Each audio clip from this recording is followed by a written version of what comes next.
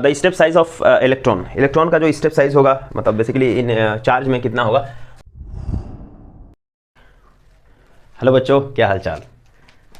तो आज जो है हम शुरू करेंगे कि जो क्लास 12 का पार्ट 1 जो है इलेक्ट्रोस्टैटिक, उसके बारे में आज हम बात करेंगे। वहाँ से हम टॉपिक लेंगे और जो टॉपिक है वो क्या है, वो है आपका इलेक्ट्रिक चार्जेस के बारे में हम बात करेंगे, उससे कुछ रिलेटेड प्रॉपर्टीज़ और फिर उसके बाद से ऑफ कोर्स कई सारा हम न्यूमेरिकल्स देखेंगे। ठीक है, तो दूसरा चीज़ ये है इसमें कि देखिए जो नीट 2024 का जो रिवाइज्ड सिलेबस है, उस रिवाइज्ड सिलेबस में अगर मैं इस टॉपिक से बात करूं कि जो इलेक्ट्रिक चार्ज में जो है वो क्या है, तो इलेक्ट्रिक चार्ज में लिखा हुआ है कि इलेक्ट्रिक चार्ज, फिर उसके बाद से जो है वो क्वांटाइजेशन ऑफ चार्ज, फिर उसके बाद से कूलम्ब्स लॉ आ गया। ठीक है, इसका मतलब क्या हुआ कि इलेक्ट्रिक चार्ज में आपको केवल कंजर्वेशन ऑफ चार्ज ऐसा पढ़ना है, लेकिन उसमें कुछ कुछ प्रॉपर्टीज ऐसे हैं जो कि आपको जानना चाहिए। जैसे एग्जांपल के तौर पे जो क्वांटाइजेशन ऑफ चार्ज है एक्चुअली वो भी आपको पढ़ना होगा। ठीक है, और वो बहुत ही इंपॉर्टेंट है। तो मैं जो है ऑफ कोर्स हर एक चीज़ को तो जो नीट का है उसमें से कवर करूंगा, लेकिन जो जो इंपॉर्टेंट चीज़ होगा उसको भी मैं उसमें इंक्लूड करूंगा। जैसे इसमें हम जो बात करने वाले हैं वो चीज़ होगा। ओके,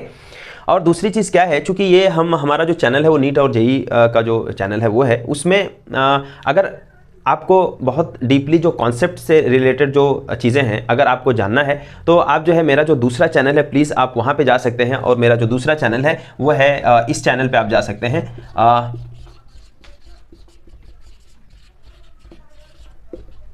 तो ये आपका फिनॉल बोर्ड जो है हमारा, इसमें आप देख सकते हैं ये जो हमारा बोर्ड लेवल का जो डिस्कशन है, जो कॉन्सेप्ट बेस्ड जो कई जो डिस्कशन है उस पर हम लोगों ने डिस्कस किया है उसमें, तो वहाँ देख सकते हैं। और हम जो है ऑफकोर्स खास तौर से यहाँ पे जो है थोड़ा सा शॉर्ट हो जाता है कॉन्सेप्ट बेस्ड को, और फिर हम न्यूमेरिकल्स में ऑफकोर्स इसमें ज़्यादा ध्यान देते हैं। ठीक है ना। तो बात करें कि इलेक्ट्रिक चार्ज क्या है, तो इलेक्ट्रिक चार्ज जैसा कि आपको पता है कि इलेक्ट्रिक चार्ज जो होता है एक फंडामेंटल प्रॉपर्टी है ऑफ किसी भी ऑब्जेक्ट का। It is a fundamental property of an object which is responsible for all the electric and magnetic phenomena. मतलब ऐसा हुआ कि electric charge is a fundamental property which is responsible for electric force and of course related to the magnetic force also. ठीक है, so now charges को हम कैसे represent करते हैं, तो इन जनरल जो चार्ज को रिप्रेजेंट किया जाता है वो स्मॉल क्यू से या कैपिटल क्यू से। Now based upon their behaviour charges are categorise in two, and one is positive charge and one is negative charge. Right, ऐसा होता है। ये स्ट्रिक्टली पॉजिटिव और नेगेटिव चार्ज एक कन्वेंशनल चीज है। ये एक कन्वेंशन है एक्चुअली। पॉजिटिव जैसा कि positive plus Q charge and minus Q charge based upon their behaviour. फिर उसके बाद से बात आती है कि पॉजिटिव चार्ज को पॉजिटिव चार्ज के पास में अगर आप लेके आए, नेगेटिव चार्ज को नेगेटिव चार्ज के पास में अगर लेकर के आए, पॉजिटिव चार्ज को नेगेटिव चार्ज के पास में लेके आए, तब क्या होगा। तो अगर सेम पोलैरिटी होती है, polarity same in the sense कि अगर पॉजिटिव को पॉजिटिव के पास में लेकर के आएंगे तो यहाँ पे रिपल्सन होगा। ठीक है, ये याद रखना है। सेम पोलैरिटी यहाँ पे नेगेटिव चार्ज लेकर के आएंगे तो भी रिपल्सन होगा। लेकिन जैसे ही आपने पोलैरिटी को चेंज कर दिया, पॉजिटिव यहाँ नेगेटिव यहाँ, उस केस में क्या होगा, ये दोनों चार्जेस के बीच में हमारा एक अट्रैक्शन होगा। ठीक है, ये चीज हमारा होता है। तो अब बात करते हैं कि चार्ज को हम मेजर किस में करते हैं। ठीक है, तो चार्जेस को किस में मेजर किया जाता है, तो जो यूनिट होता है जिसके अंदर जिसमें हम चार्ज को मेजर करते हैं वो होता है एक एसआई सिस्टम। एसआई सिस्टम में चार्ज को कैसे हम मेजर करते हैं, वो होता है आपका कूलम में मेजर करते हैं। ठीक है, और इसको हम उन्हीं साइंटिस्ट के ऑनर में हमने इसको सी दे के रखा है। तो सी जो है वो आपका चार्ज का यूनिट होता है। फिर उसके बाद से एक होता है इसमें सीजीएस यूनिट। सीजीएस यूनिट में चार्ज का यूनिट क्या होता है, इसको आपको याद रखना है, इन जनरल पूछते हैं कभी। स्टेट कूलम, तो इसको STC स्टेट कूलम आप लिख सकते हैं कि चार्ज का जो यूनिट होता है आपका सीजीएस में इतना। लेकिन एक चीज़ और होता है कि ये जो कूलम है, ये कूलम एक्चुअली चार्ज का काफ़ी बड़ा यूनिट होता है। तो कोई छोटा यूनिट और इस्तेमाल करते हैं, तो आंसर इज यस। आप उसको लिख सकते हैं कि चूंकि वो मिली कूलम होता है, आपका माइक्रो कूलम होता है, माइक्रो कूलम, फिर उसके बाद से आपका पीको कूलम, जो भी आप बात कर सकते हैं कि ये सभी जो है वो हमारे छोटे यूनिट हैं चार्जेस के। तो नाउ अब बात करते हैं कि क्या हमारा नेचर के अंदर हमारा जो चार्ज है, इंडिपेंडेंट चार्ज क्या एग्जिस्ट करते हैं, या एलिमेंट्री पार्टिकल जिसके अंदर चार्ज है या जो चार्ज पार्टिकल हैं क्या एग्जिस्ट करता है। तो हम बात करेंगे कि आंसर इज बेसिकली यस, और वो होता है आपका जिसको हम बोलते हैं इलेक्ट्रॉन एंड प्रोटॉन। ठीक है, तो ये जो है एक चार्ज पार्टिकल है, इलेक्ट्रॉन और प्रोटॉन, ये नेचर के अंदर एग्जिस्ट करता है। इलेक्ट्रॉन को E से रिप्रेजेंट करते हैं, प्रोटॉन को P से। इस पे नेगेटिव चार्ज होता है, इस पे पॉजिटिव। और कितना अमाउंट ऑफ चार्ज इसमें होगा, तो इलेक्ट्रॉन के अंदर 1.6 × 10⁻⁻19 कूलम चार्ज होता है। ये नेगेटिव साइन के साथ प्रोटॉन के अंदर कितना होता है, +1.6 × 10⁻19 कूलम ये प्रोटॉन के अंदर चार्ज होता है। ठीक है, तो अब हम बात करते हैं चार्ज के प्रॉपर्टीज के बारे में।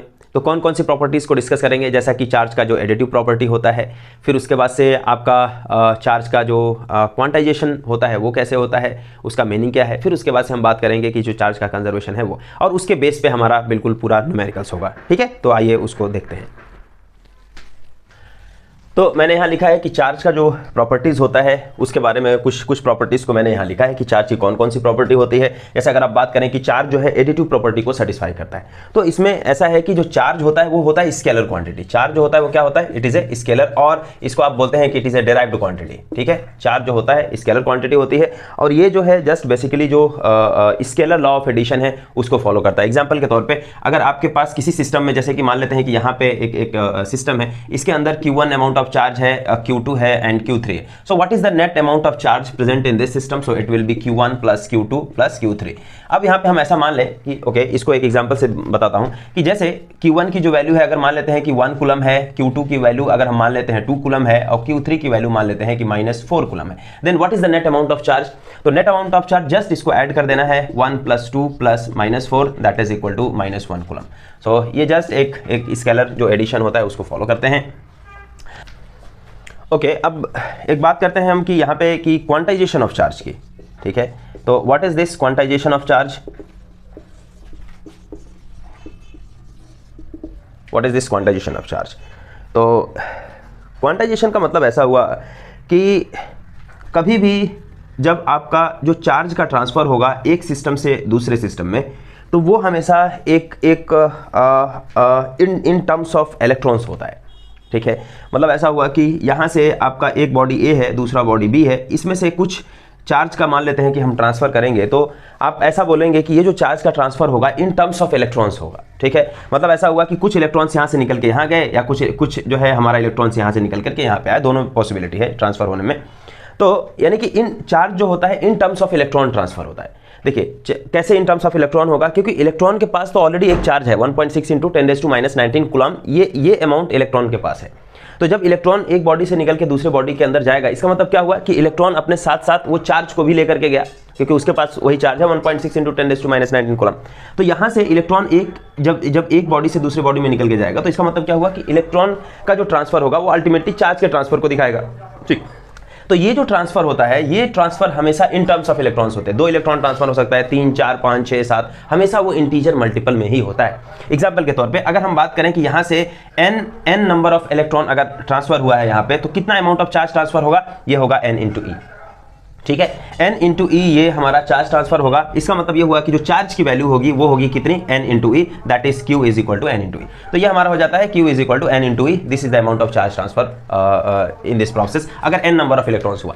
तो ये क्या हुआ कि हमेशा जो है आपका इलेक्ट्रॉन के टर्म्स में चार्ज का ट्रांसफर होगा। यहाँ से अगर आप बात करेंगे तो यहाँ पे एक चीज़ और होती है कि q इज इक्वल टू हम बात करते हैं तो +-n × e होता है। ठीक है, +-n × e। उसका रीजन ये है कि जिस बॉडी के ऊपर इलेक्ट्रॉन जाएगा वहां पे एक्चुअली माइनस आ जाएगा, माइनस चार्ज। जिस बॉडी से निकल करके इलेक्ट्रॉन जाएगा वहां पे क्या होगा, उतना ही अमाउंट में पॉजिटिव चार्ज आ जाएंगे। ठीक है, तो ये चीज हमें याद रखना है। यहां से एक क्वेश्चन आता है कि what is the minimum amount of charge transfer from one body to another body. तो मिनिमम नंबर कितना ट्रांसफर हो सकता है, तो n की मिनिमम वैल्यू कितनी हो सकती है, n की मिनिमम वैल्यू 1 हो सकती है। दैट मीन्स q का जो मिनिमम वैल्यू होगा वो इलेक्ट्रॉन के चार्ज के बराबर होगा, जो कि 1.6 × 10⁻⁹ यानी कि किसी एक बॉडी से दूसरे बॉडी के अंदर जो मिनिमम चार्ज का ट्रांसफर कर सकते हैं वो कितना होगा, वो 1.6 × 10⁻⁹ कूलम होगा। यानी कि इससे छोटा नहीं कर सकते, इससे छोटा हम नहीं कर सकते। ठीक है, तो अब बात करते हैं कि कंजर्वेशन ऑफ चार्ज की। तो कंजर्वेशन ऑफ चार्ज में क्या है कि जो नेट अमाउंट ऑफ चार्ज होता है वो हमेशा कंजर्व होता है। ठीक है, नेट अमाउंट ऑफ जो चार्ज होता है वो क्या होता है, कंजर्व होता है। तो कैसे, इसको कैसे हम समझेंगे, जैसे एग्जांपल के तौर पे कोई बॉडी ए है, कोई दूसरा बॉडी हमारा बी है, यहाँ से कुछ अमाउंट ऑफ चार्ज हमारा ट्रांसफर हो गया। तो मान लेते हैं कि अगर हम बात करें कि n amount of charge, n electron मतलब एक बॉडी से निकल के दूसरे बॉडी में चला गया, इसका मतलब इस पे -n आ जाएगा और इस पे क्या आ जाएगा, +n, क्योंकि ये पॉजिटिव चार्ज हो जाएगा और ये क्या हो जाएगा, नेगेटिवली चार्ज हो जाएगा। तो बिफोर ट्रांसफरिंग, जैसे ये बॉडी ए था, ये बॉडी बी था, राइट, ये बॉडी ए है, ये बी है। तो before transferring the charge, net amount of charge कितना है दोनों में, तो net amount of charge actually क्या है, वो 0 है। और यहाँ पे after transferring what is the net amount of charge, इस पे +n है और इस पे क्या है, +-n, that is equal to 0। तो net amount of charge is always conserve. दूसरा यहाँ पे हम एक चीज़ और एग्जांपल देख लेते हैं कि एक होता है इलेक्ट्रॉन और एक होता है उसका एंटी पार्टिकल, जिसको हम बोलते हैं कि एंटी पार्टिकल जो कि पॉजिट्रॉन होता है। तो इलेक्ट्रॉन पे नेगेटिव चार्ज, पॉजिट्रॉन पे positive charge, same amount of charge होता है, सेम मास होता है, लेकिन इलेक्ट्रॉन पे वो negative charge negative -1.6 into 10⁻⁻19 coulomb consider करते हैं, पॉजिट्रॉन पे +1.6 इंटू 10⁻⁻19 कूलम कंसिडर करते हैं। लेकिन पॉजिट्रॉन को प्रोटॉन नहीं मानना है, क्योंकि पॉजिट्रॉन और इलेक्ट्रॉन का मास भी आइडेंटिकल होता है, सेम होता है, ठीक है। और जब ये एनाहिलेट, एक प्रोसेस होता है न्यूक्लियर रिएक्शंस में, एक आपका जब एनाहिलेट करते हैं इलेक्ट्रॉन, और जब इलेक्ट्रॉन और प्रोटॉन एनाहिलेट करते हैं तो ये हमारा एनर्जी फॉर्मेशन होता है, तो एनर्जी हमारा निकलती है। तो इस केस में चार्ज कंजर्व कैसे हुआ, तो आप देख सकते हैं कि बिफोर एनाहिलेशन की जो चार्ज है, अमाउंट ऑफ चार्ज कितना है, नेट अमाउंट ऑफ चार्ज 0 है, क्योंकि इस पर एक माइनस है और इस पर एक प्लस है, और दोनों को ऐड करेंगे तो 0 हो जाएगा। और यहाँ पे जो क्या है, यहाँ पर भी हमारा 0 चार्ज है। So net amount of charge is always conserved in this system, okay. अब हम क्या बात करेंगे कि हमारा अब रिलेटेड कुछ न्यूमेरिकल्स पे बात करते हैं, कुछ प्रोबेबल क्वेश्चंस पे, ठीक है। अब हम बात करते हैं कि क्या जो ट्रांसफर ऑफ चार्ज होगा, क्या वो मास भी ट्रांसफर होगा वहां से या नहीं होगा।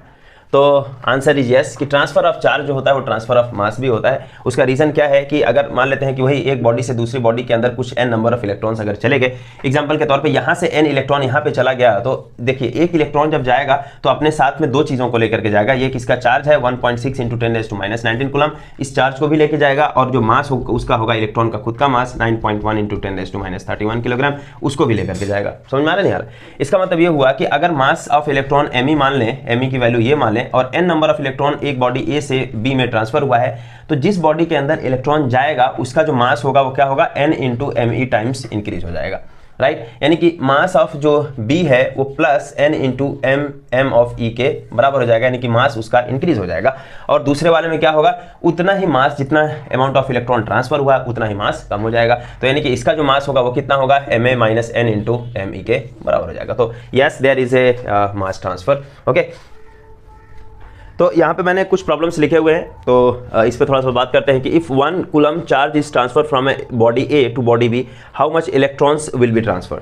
तो अगर इसका मतलब क्या हुआ कि अगर एक बॉडी ए है दूसरा बी है, इससे कितना कूलम चार्ज ट्रांसफर हो रहा है, ये आपका 1 कूलम ऑफ चार्ज ट्रांसफर हो रहा है, मतलब जो है एक बॉडी से दूसरे बॉडी के अंदर, तो कितना नंबर ऑफ इलेक्ट्रॉन ट्रांसफर होगा। तो बेसिकली चार्ज की वैल्यू क्या है, इट इज 1 कूलम, और सिंस आप जानते हैं कि Q is equal to N into E होता है, तो N जो है वो क्या रिप्रेजेंट करता है, it represents the number of electrons transferred, okay. So N ही निकालना है, so it is Q upon E। Q की वैल्यू है आपका 1 कूलम, और इलेक्ट्रॉन का जो चार्ज होता है वो कितना 1.6 इंटू 10⁻⁻19 कूलम, कूलम से कूलम कैंसिल, और ये जो होता है वो कितना होता है 0.625 इंटू 10⁻⁻19 नंबर होगा। और this implies Q N is equal to कितना हुआ, ये 6.25 इंटू 10⁻18 आपका इलेक्ट्रॉन का ट्रांसफर होगा। मतलब आप ऐसा भी बोल सकते हो कि एक कूलम चार्ज के अंदर कितना अमाउंट ऑफ इलेक्ट्रॉन या कितना नंबर ऑफ इलेक्ट्रॉन होता है, तो ये होता है, ठीक है। ये हमारा नंबर, इसको प्लीज़ आप लोग वेरीफाई कर सकते हैं। तो ये होता है कि नंबर ऑफ इलेक्ट्रॉन। नाउ आपका एक और दूसरा, is it possible to transfer 1.5 microcoulomb charge. कभी कभी ऐसा भी क्वेश्चन पूछते, is it possible to transfer, तो उसको कैसे सॉल्व करेंगे। तो यहाँ पे एग्जैक्टली ये क्वांटाइजेशन ऑफ चार्ज का ही प्रॉब्लम है। तो Q इज इक्वल टू होगा N इंटू E से, तो N की वैल्यू अगर इंटीजर आएगी तभी आपका पॉसिबल होगा, अदरवाइज नहीं होगा। तो Q की वैल्यू है 1.5 microcoulomb 10⁻⁻6 coulomb divided by 1.6 into 10⁻⁻19, right. तो ये वैल्यू कितनी हो जाएगी 15 डिवाइडेड बाई 16, और ये कितना हो जाएगा 10⁻⁻6 प्लस 19, होगा या नहीं होगा। तो ये वैल्यू कितनी हो जाएगी 15 by 16, and this is 10⁻, what is that, it is 13। तो क्या ये जो है 15 बाई 16 तो इंटीजर नहीं है, तो क्या ये पॉसिबल है या नहीं है। तो इससे नहीं मतलब है, एक्चुअली ये वैल्यू से मतलब है इट इज़ 10⁻13। तो 13 है एक्चुअली काफ़ी बड़ा है, तो ये इंटीजर का वैल्यू आ सकता है और आएगा भी, आप करके देख सकते हैं। तो अगर आप इसको सॉल्व करते हैं तो ये वैल्यू आती है 0.9375 मल्टीप्लाइड बाई 10⁻13। क्या ये इंटीजर है या नहीं है, तो बेसिकली इससे नहीं मतलब है। इसको आप देखो, ये इंटीजर का चचा है, ठीक है। तो ये कितना हो जाएगा, इसको हम लिख सकते हैं 9375 इंटू 10⁻9। एक्चुअली ये बहुत बड़ा इंटीजर है, इसका मतलब ये हुआ यस पॉसिबल है 1.5 माइक्रोकूलम को चार्ज को ट्रांसफर करना, ठीक है। अब एक प्रॉब्लम है कि if a body is negatively charge और positively charge, what does this mean. तो इसका मतलब क्या हुआ कि अगर कोई बॉडी नेगेटिवली चार्ज है या पॉजिटिवली चार्ज है, इसका क्या मतलब हुआ। तो पॉजिटिवली चार्ज होने का कब कोई बॉडी पॉजिटिवली चार्ज होगी, जब उसके अंदर से इलेक्ट्रॉन ट्रांसफर हुआ होगा। जब जैसे एग्जांपल के तौर पे अगर हम बात करें कि ए बॉडी है, बी बॉडी है, यहाँ से इलेक्ट्रॉन निकल करके यहाँ हो गया, इसका मतलब ये हुआ कि इलेक्ट्रॉन की डिफिशियंसी, यानी कि ये जो है वो पॉजिटिवली चार्ज हो जाएगा और ये हमारा नेगेटिवली चार्ज हो जाएगा। ठीक है, यानी कि इलेक्ट्रॉन जब कोई बॉडी एक्वायर करता है तो नेगेटिवली चार्ज होता है, इलेक्ट्रॉन जब कोई बॉडी डोनेट करता है तो वो पॉजिटिवली चार्ज हो जाता है। ठीक है, तो लेकिन बात होती है कि मासेस में क्या फ़र्क होता है। तो अभी हमने डिस्कस किया कि जो इलेक्ट्रॉन को एक्वायर करेगा उसका मास चेंज हो जाएगा, बढ़ जाएगा। जो इलेक्ट्रॉन को डोनेट करेगा उसका मास क्या हो जाएगा, कम हो जाएगा, क्योंकि इलेक्ट्रॉन का जो ट्रांसफ़र करने के में उसमें चार्ज का भी ट्रांसफ़र होता है और मास का भी ट्रांसफ़र होता है। ठीक है, तो यहाँ पे कुछ और सेटअप प्रॉब्लम्स देखते हैं। How much positive and negative charges are there in a cup of water. तो यहाँ पे कप ऑफ वाटर में हमने जो अमाउंट ऑफ वाटर मान के रखा है वो है 180 ग्राम ऑफ वाटर। तो ऑफ कोर्स ये कितना भी अमाउंट मान सकते हैं, क्योंकि ये कप ऑफ वाटर दिया है। अब कप ऑफ वाटर में कितना अमाउंट होगा वो कैसे पता चलेगा, तो आप इसको अपने हिसाब से मान सकते हो। तो यहाँ पे मैंने मान लिया है कि 180 ग्राम जो है वो कप एक कप ऑफ वाटर है। ठीक है, ऑफ कोर्स कप का साइज़ दिया नहीं गया है, तो यहाँ पे मान लेते हैं कि हमारा ये है। तो इसको कैसे सॉल्व करेंगे, कैसे इसका सोल्यूशन आएगा। तो हम जानते हैं कि अच्छा कैसे मतलब जो है फाइंड आउट करेंगे इसको, क्या आइडिया क्या है। तो आइडिया ये है कि आपका ये वाटर मतलब ये कप में क्या है, कप में है आपका वाटर के मॉलिक्यूल्स हैं। तो इसका मतलब एक H2O अगर आप मॉलिक्यूल कंसिडर करते हो तो H2O में एक्चुअली H है, O है और H है। एक H जो है आपका एक प्रोटॉन और एक इलेक्ट्रॉन देगा, ये भी आपका एक प्रोटॉन और एक इलेक्ट्रॉन देगा। और ऑक्सीजन जो है, ऑक्सीजन का एटॉमिक नंबर क्या होता है, 8 होता है, यानी 8 इलेक्ट्रॉन होगा और एक प्रोटॉन होगा इसके अंदर। इसका मतलब ये हुआ कि एक मॉलिक्यूल से आपको टोटल नंबर ऑफ इलेक्ट्रॉन और टोटल नंबर ऑफ जो प्रोटॉन हुए या पॉजिटिव चार्ज हुए वो कितने मिले। तो इसका मतलब इलेक्ट्रॉन आपको 10 इलेक्ट्रॉन मिलेगा। देखिए 1 इलेक्ट्रॉन 8 और यहाँ पे 1, तो 10 इलेक्ट्रॉन मिलेगा और 10 जो है वो पॉजिटिव चार्ज भी आपको मिलेगा। इसका मतलब H2O का एक मॉलिक्यूल से हमें 10 इलेक्ट्रॉन और 10 प्रोटॉन मिलने वाले। ठीक, तो अगर हम ये निकाल लें कि 180 ग्राम में कितने मॉलिक्यूल्स हैं तो हमारा काम हो गया। तो 180 ग्राम में कितने मॉलिक्यूल्स हैं, उस मॉलिक्यूल से नंबर ऑफ जो इलेक्ट्रॉन होगा उससे मल्टीप्लाई कर देंगे तो नेगेटिव चार्ज मिल जाएगा, नंबर ऑफ प्रोटॉन। और ऑफ कोर्स दोनों इक्वल है क्योंकि वो जो आपका इलेक्ट्रिकली न्यूट्रल है वो सभी जो अमाउंट ऑफ वाटर आपने लेके रखा है। तो उसमें हम कैसे सॉल्व करेंगे। तो आपको पता है कि इसका जो मॉलिक्यूलर मास होता है, मॉलिक्यूलर जो मास होता है आपका, या मॉलिक्यूलर वेट जिसको हम बोलते हैं, वो कितना है। वाटर का मॉलिक्यूलर वेट वो होता है 18 ग्राम, राइट। 18 ग्राम होता है वाटर का मॉलिक्यूलर। तो ये मॉलिक्यूलर वेट का क्या मतलब हुआ कि एक मोल में, एक मोल मतलब ये होता है कि उसके मॉलिक्यूलर वेट के बराबर होता है एक मोल। और एक मोल में कितने एटम होते हैं, 6.022 इंटू 10⁻23 एटम्स होते हैं एवोगाड्रो नंबर के बराबर के। और एक मोल मतलब क्या, उसके मॉलिक्यूलर वेट के बराबर है। इसका मतलब ये हुआ कि 18 ग्राम में आपका कितने एटम्स होंगे, इतने एटम्स होंगे।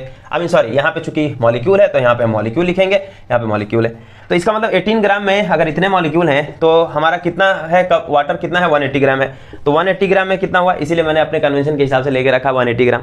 तो 180 ग्राम में कितना हो जाएगा, तो 180 gram multiplied by 6.022 into 10⁻23 divided by 18 हो गया कि नहीं हो गया। तो यहाँ से 18 से यहाँ पे कट के 10 हो जाएगा इंटू 6.022, दैट मीन्स यहाँ पे क्या हो जाएगा 6.022 इंटू 10⁻2 और ये 23 है और यहाँ पे 24 मॉलिक्यूल्स हो जाएंगे।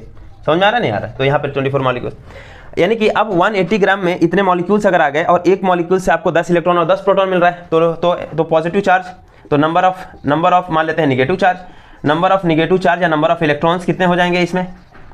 अरे नंबर ऑफ इलेक्ट्रॉन्स निकाल लेंगे तो उतना amount of basically negative charge है और उतना प्रोटॉन्स का नंबर निकाल लेंगे तो नंबर ऑफ पॉजिटिव चार्ज उतना है। तो ये कितना हो जाएगा, इसका मतलब ये हुआ कि 10 से मल्टीप्लाई फिर से कर दें, तो 10 से जब मल्टीप्लाई कर देंगे तो 6.022 इंटू 10⁻2 ये हो जाएगा 25 इलेक्ट्रॉन्स, यानी कि नेगेटिव चार्ज इतना होगा। ठीक, और पॉजिटिव चार्ज, तो positive number of charges, positive number of जो चार्जेस होंगे वो कितने हो जाएंगे, वो आपके प्रोटॉन्स के बराबर हो जाएंगे। तो एक्जैक्टली सेम होगा क्योंकि इलेक्ट्रिकली न्यूट्रल है, 022 इंटू 10⁻25 ये हमारा प्रोटॉन्स हो जाएंगे, इसमें हो जाएगा जो पॉजिटिव चार्जेस हैं। ठीक है, अच्छा इसमें ठीक है ना। और दूसरा वाला क्या है कि a body has 80 microcoulomb of charge, the number of missing electrons, इस बॉडी में जो नंबर ऑफ मिसिंग इलेक्ट्रॉन्स होगा, एमसीक्यू है, इस बॉडी के अंदर मिसिंग इलेक्ट्रॉन कितना होगा। तो इसका मतलब यह हुआ कि जो चार्ज है इस बॉडी पे वो कितना है, 80 माइक्रोकूलम है, वो भी पॉजिटिव में दिया हुआ है। इसका मतलब यह हुआ कि इसके करस्पॉन्डिंग कुछ इलेक्ट्रॉन चले गए होंगे, तो कितने इलेक्ट्रॉन गए। तो अगर हम 80 माइक्रोकूलम के करस्पॉन्डिंग हम नंबर ऑफ इलेक्ट्रॉन्स निकाल लें तो वही इलेक्ट्रॉन तो ट्रांसफर हो गया ना, इसका मतलब वही इलेक्ट्रॉन इस बॉडी से मिसिंग है। तो हो जाएगा। तो कैसे निकालेंगे, तो आपको पता है n is equal to Q upon E होता है, तो क्यू की वैल्यू है 80 microcoulomb 10⁻⁻⁶ coulomb divided by E की वैल्यू 1.6 इंटू 10⁻⁻⁹ हो गया नहीं हो गया।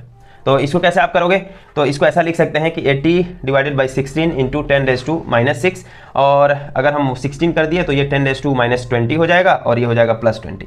तो 18/60 16 कितना होगा 16, ये होगा 5 इंटू कितना 5 इंटू 10⁻14, ये हो जाएगा आपका इलेक्ट्रॉन्स। तो कौन सा ऑप्शन है, ऑप्शन नंबर सी 40। अब इसी प्रॉब्लम में अगर हम देखें कि क्या जो चार्जेस मतलब नंबर ऑफ मिसिंग इलेक्ट्रॉन है, क्या ये बॉडी अपने अंदर मास एक्वायर करेगा या मतलब रिड्यूस करेगा, तो आंसर क्या होगा, क्योंकि इलेक्ट्रॉन जो है वो मिसिंग है, इसका मतलब क्या हुआ कि वो अपने इलेक्ट्रॉन जो है वो मासेस को भी अपने साथ में लेके गया, इलेक्ट्रॉन गया उसका मास भी गया, इसका मतलब ये बॉडी कितना होगा, ये बॉडी एक्चुअली उस नंबर ऑफ इलेक्ट्रॉन्स के बराबर का जो मास होगा उस मास को भी ये रिड्यूस करेगा। ठीक है, तो इसमें लास्ट सेट ऑफ प्रॉब्लम्स देखते हैं कि the step size of electron का जो स्टेप साइज होगा मतलब बेसिकली इन चार्ज में कितना होगा, तो 3.2 10⁻⁻19 नहीं होगा, 1.6 10⁻⁻19 होगा, लेकिन यहाँ पे ये भी देखना होगा कि ये माइक्रोकूलम में है तो ये भी नहीं होगा, और यहाँ पे 1.6 इंटू 10⁻⁻19 कूलम इसका स्टेप साइज ये होगा। ठीक है, और ये तो पॉसिबल ही नहीं है। तो now the other problem is which quantity is invariant in relative motion. अगर कभी भी रिलेटिव मोशन होता है तो उसमें जो क्वांटिटी कंजर्व रहती है, जो क्वांटिटी इनवेरिएंट होती है वो होती है चार्ज, इसको आपको याद रखना है। ठीक है, मतलब ये ऐसा नहीं है कि स्केलर की वजह से इनवेरिएंट होती है, क्योंकि स्केलर क्वांटिटी मास भी है और काइनेटिक एनर्जी भी है, और ये दोनों क्वांटिटी एक्चुअली रिलेटिव मोशन में इनवेरिएंट नहीं होती है। मास भी जो है आपका रिलेटिव मोशन में चेंज होता है, रिलेटिविस्टिक जब आप फेनोमेना पढ़ते हैं, लेकिन चार्ज जो होता है वो चार्ज जो है एक इनवेरिएंट क्वांटिटी है। ठीक है, उसको याद रखना है कि चार्ज इनवेरिएंट, इवन चार्ज जो है वो अगर रोटेशनल मोशन भी हो रहा है उसमें भी चार्ज जो है वो हमारा कंजर्व रहता है। ठीक है, तो यहाँ पे एक और प्रॉब्लम है कि is there any vector quantity which is conserve under rotation. हाँ, तो वेक्टर क्वांटिटी भी क्या कंजर्व हो सकता है, तो आंसर यस। तो इसको याद रखना है कि ये जो है हमारा इसका आंसर होता है ऑफ कोर्स एक आंसर तो है एंगुलर मोमेंटम, लेकिन यहाँ पे नो एक्सटर्नल टॉर्क होना चाहिए। नो एक्सटर्नल टॉर्क अगर है तो ये जो है एंगुलर मोमेंटम जो होगा वो कंजर्व होगा अंडर रोटेशन। ठीक है, उसी तरीके से कंजर्व होगा जैसे कि एक वेक्टर क्वांटिटी है, कि चूंकि रोटेशन मैंने बोला है इसीलिए एंगुलर मोमेंटम यहाँ पे मैंने लिखा, लेकिन अगर लीनियर या ट्रांसलेशनल मोशन बोलते तो अगर कोई फोर्स अगर नहीं लगाते तब कौन सी क्वांटिटी कंजर्व होती है, और वो होती है लीनियर मोमेंटम p। जैसे आपको पता होगा इसको कैसे हम करते हैं, dp/dt is equal to f, और f अगर ना लगे तो p जो होगा वो कांस्टेंट हो जाएगा, कंजर्व होगा। उसी तरीके से dl अपॉन रोटेशनल एनॉक क्या होगा, dl upon dt is equal to tau, और एक्सटर्नल टॉर्क ना होने की वजह से l जो होगा वो कंजर्व हो जाएगा रोटेशन में। ठीक है, तो बच्चों आज का जो हमारा डिस्कशन रहा वो रहा कि हमने चार्ज के बारे में बात किया, फिर उसके बाद से उसके कुछ प्रॉपर्टीज़ के बारे में, एग्जांपल के तौर पे जो एडिटिव प्रॉपर्टी है, फिर उसके बाद से जो कंजर्वेशन ऑफ चार्ज है और जो क्वांटाइजेशन ऑफ चार्ज है। ठीक है, और उसके बेस्ड जो हमारे कुछ न्यूमेरिकल्स थे वो चीज़ें हमने देखा है। Okay, so this is it for today's lecture, and we will meet some another topic like Coulomb force in the next lecture. Okay, thank you very much for watching.